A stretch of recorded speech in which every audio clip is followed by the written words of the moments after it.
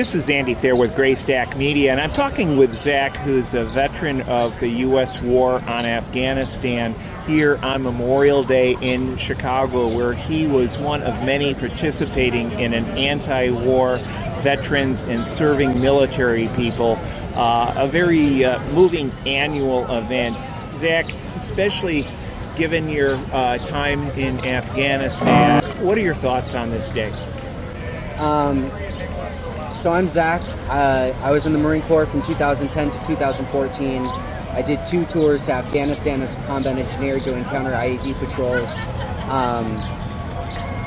I think Memorial Day is a very weird day for me, as it is for a lot of vets. It's something that I feel like by celebrating I'm promoting, sort of, but also I want to take the time to memorialize and remember the friends that I've lost, not only in Afghanistan, but many more of them proportionally have killed themselves upon returning home.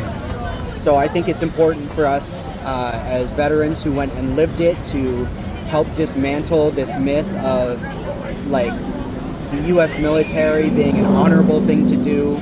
I think that people shouldn't waste their youth, the prime of their lives, going to fight for billionaires to make money.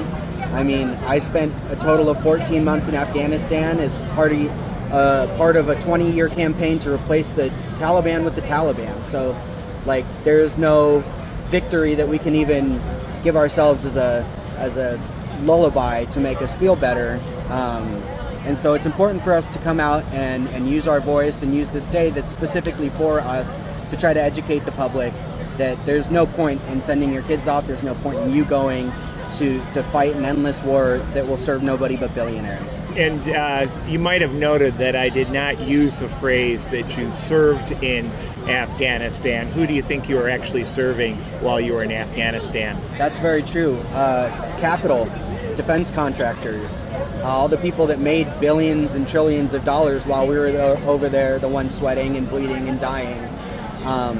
I appreciate that you bring that up because I think that part of the problem is that military service has taken over the idea of service, whereas I was in the Marine Corps helping exactly fucking nobody, but you want to serve your community?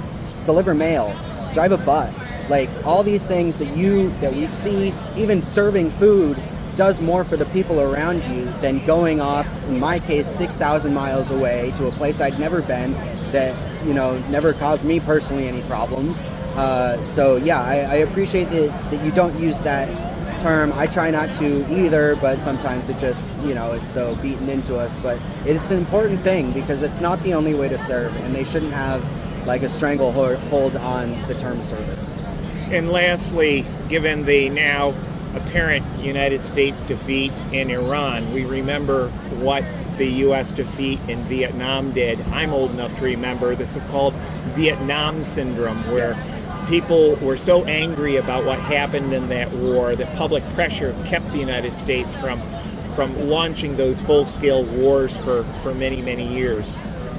Yeah, so I would just say that, like, we need to be cautious of ways that people would want to use your patriotism or your nationalism against you in some sort of strike like 9/11. And, I'm not saying it's a good thing, but it was used as a cudgel to force people to support an illegal war.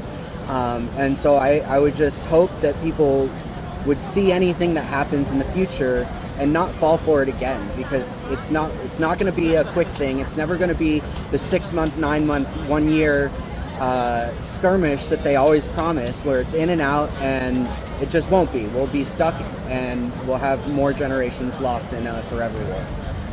Well, Zack, I want to thank you for, after leaving the military, your service to the people. Thank you so much. Very much. It's a pleasure.